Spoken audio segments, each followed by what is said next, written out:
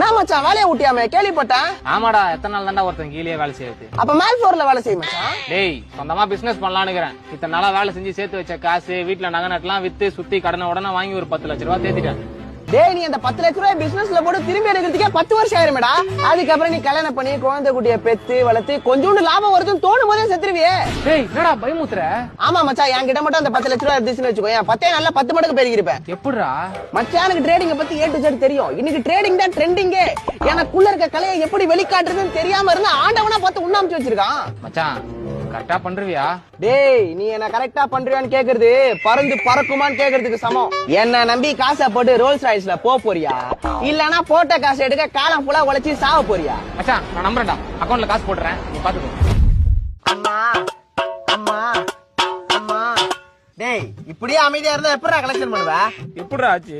மச்சான், சிட்டுக்கு ட்ரேடிங்னு யூடியூப்ல ஒரு சேனல்டா. அவன் சொன்ன மாதிரி தான் பணத்தை போட்டேன். நல்லா சிட்டுக்கு தான் ஏறிச்சு. அப்படியே புசுன்னு இறங்கிச்சு. பார்த்தா 2 நாள் லாஸா.